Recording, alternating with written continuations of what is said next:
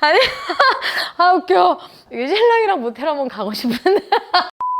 대단한 결심 대신 사소한 습관으로 함께 성장을 꿈꾸는 해나경입니다. 피디님 오늘 엄청 부었죠? 촬영할 시간도 없이 바쁘시죠? 저희 딸아이 오늘 그 합창단 공연이, 네, 오늘 저 태어나 처음으로 국회의사당에 입성합니다. 국회에서 초청받아서 지금 20분 후에 달려가야 돼.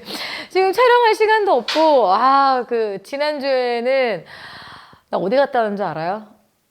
어디 갔다 오셨대요? 모텔. 아니, 우리 신랑이랑 말고. 아니, 웃겨. 이게 신랑이랑 모텔 한번 가고 싶은. 비즈니스 차? 제가 모텔을 한다는 게 아니고 저희 수강생분 중에 한 분이 모텔을 운영을 하시게 됐는데 이게 고시원의 확장이었어요. 일반 모텔 운영이 아니라 고시원처럼 달방으로 할 수 있는 모텔인데 이게 아무래도 입지가 좀 달방에 대한 수요가 있는 곳에서 하다 보니까 따지면 2호점이 된 거죠.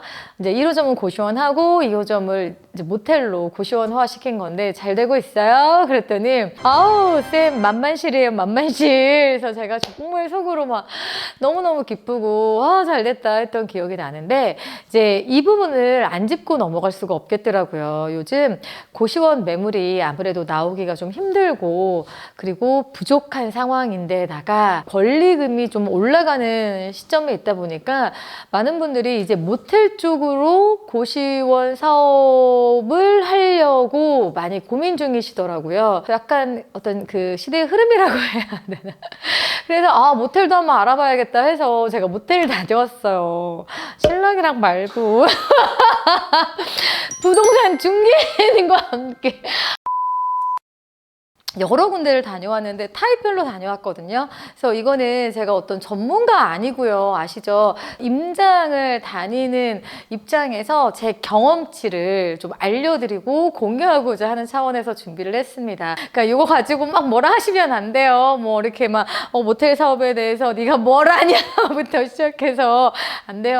그냥 제 경험을 좀 공유해드리도록 하겠습니다. 저도 솔직히 지금 사실은요. 제가 1호점 2호점은 해서 이제 요거 매도하고 그리고 3호점 해서 135점 하고 있잖아요. 근데 진짜 희소식이 제가 주택담보 제출 요게 예전에 그 정책 때문에 제가 40%밖에 못 빌리는 때였거든요. 그러니까 이제 사업은 레버리지 이용해서 해야 되잖아요. 다행히 추가로 대출을 더 받을 수 있게 돼서 제가 사실 3호점을 할까 말까 고민 중에 있어서 그럼 공부를 해봐야겠다 해서 이제 모텔을 가게 됐는데 자꾸 모텔을 갔대.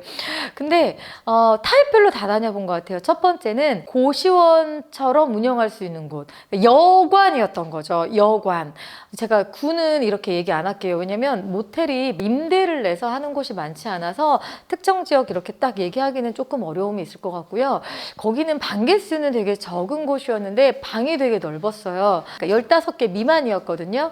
근데 그 중에 30%는 아예 달방으로 돌리고 있었고 70% 정도가 이제 일반 여관으로 운영을 하고 있었던 거죠.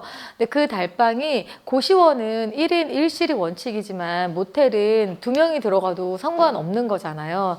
이런 분들이 계시더라고요. 그러니까 인력사무소 같은 데서 아예 계약을 맺어가지고 거기는 인부분들이라고 해야 되나? 거기서 숙소처럼 쓸 수 있게 해서 가격을 한 90만 원에서 100만 원 정도 받고 우리가 이제 보통 고시원 하면 40 정도 내외가 많잖아요. 프리미엄 제외하고는 욕실도 크게 딸리고 방도 크고 90에서 100 괜찮아 이러면서 사업이 정말 되겠는데 라는 생각으로 이제 가게 된 거죠.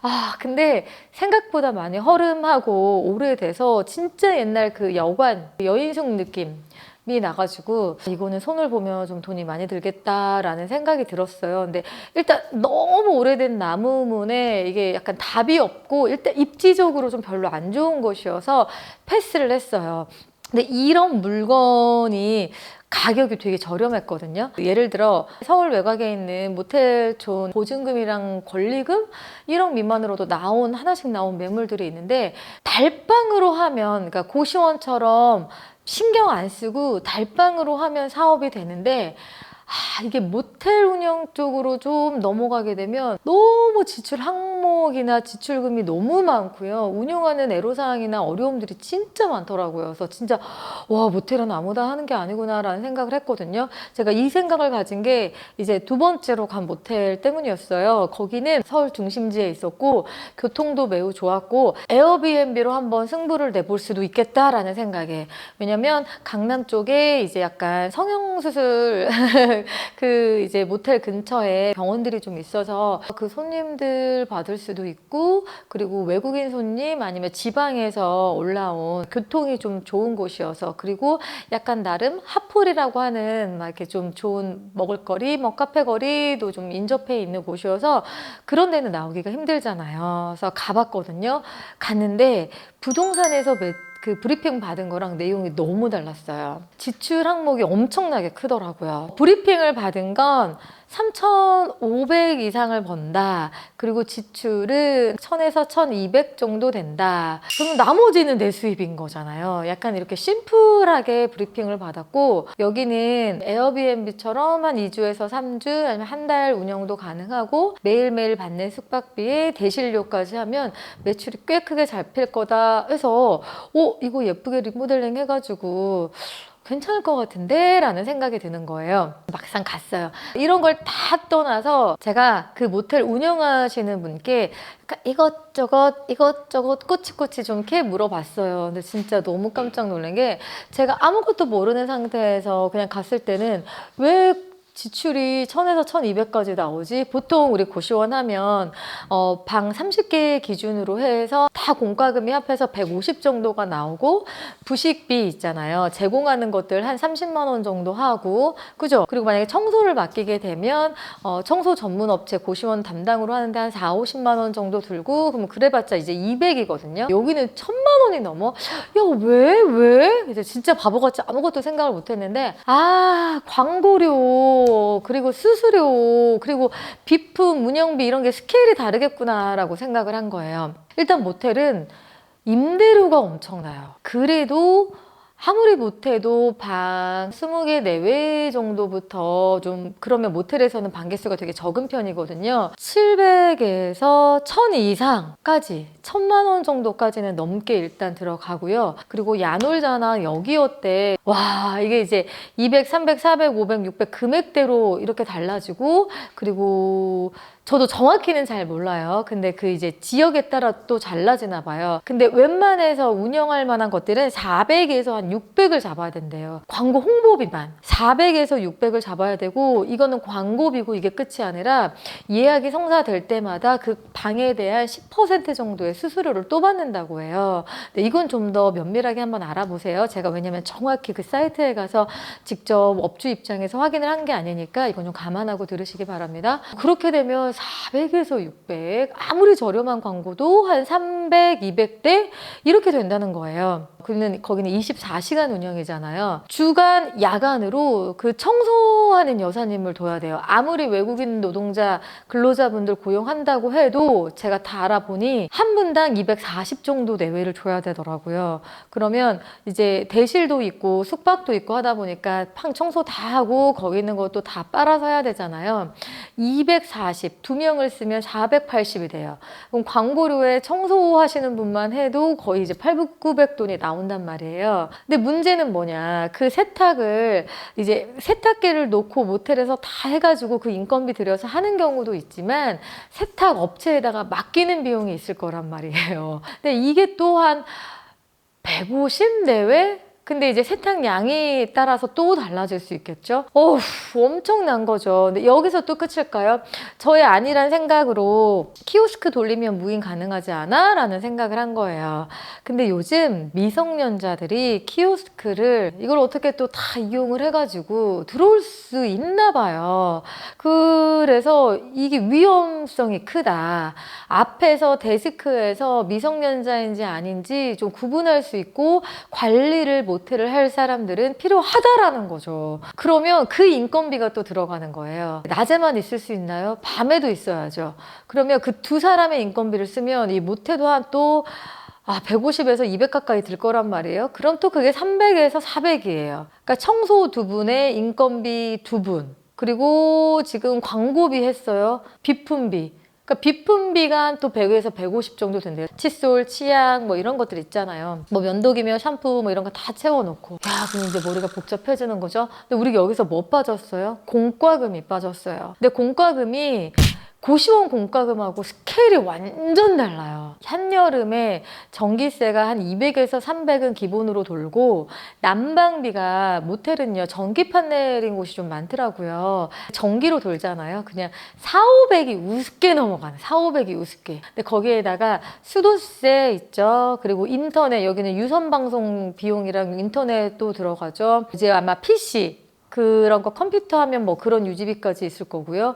그러니까 이런 비용이 상상을 초월하는 거예요. 와, 근데 내가 경제적 자유를 얻기 위해서 내가 좀 손쓰지 않기 위해서 사람을 이렇게 주야로 막 고용을 하고 다 세팅을 하다 보면 결국 남는 게 없겠다. 근데 이 모텔은 얘기를 들어보니 진짜 돈 있는 분들이 여러 개를 하셔서 그거를 여러 개를 해서 돌린다고 하시더라고요. 그렇게 해야지 좀 남는 게 많다고. 근데 제가 오늘 약간 조심스러워요. 그러니까 모텔의 사업을 어떻게 지금 얘기하자는 게 아니에요. 그냥 제가 모텔을 운영을 고시원처럼 한번 해보고 싶은데 가서 공부한 이야기들을 여러분께 해드린 거거든요. 수익이 창출이 되려면 제가 거기서 일단 일을 해야 되겠더라고요. 지금 이제 고시원이 권리금이 뛰고 매물이 없다 보니까 모텔업으로 정말 잘하시는 분들이 계시는데 그건 약간 특수성이 있는 것 같아요.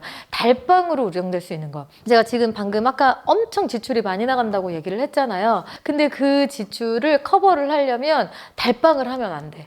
에어비앤비가 안 돼. 하루 숙박, 평균 주중, 주말 해서 한 6만 원에서 8만 원 받는 모텔이 대부분일 거란 말이에요. 우리의 그 고시원으로 생각하는 투자금으로 모텔을 진입을 하려면 그러면 한 6만 원에서 8만 원 대실까지 해서 10만 원, 11만 원 해가지고 그 방을 1박당으로 계산을 해야지 달방으로 치면 이게 그 지출을 커버를 못 해요. 그래서 그 달방으로 할 수 있는 곳을 찾자면 투자금도 적고 진짜 그 1박 손님이 아닌 곳 그런 데를 찾자니 너무 외곽인데다가 너무 허름한 모텔촌들이 많은 거예요.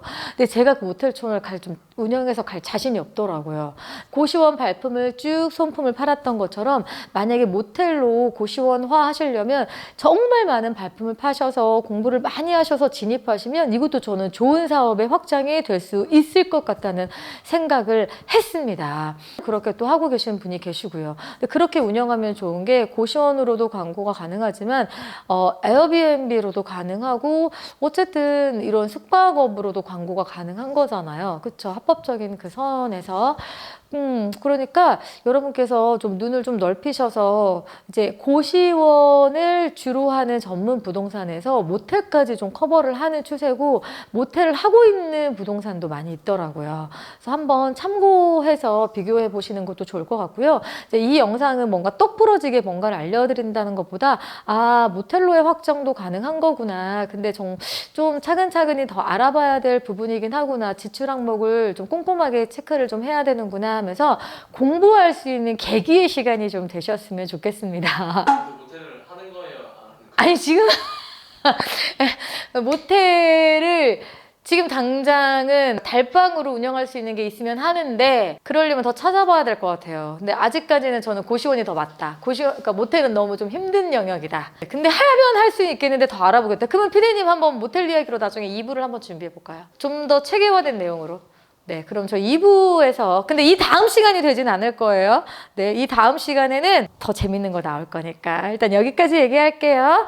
자, 그러면 전 여기서 인사드리도록 하겠습니다. 구독, 좋아요, 네, 알림까지 함께 해주시기 바랍니다. 다음 주에 더 재밌고 유익한 내용으로 찾아뵐게요. 그럼 안녕!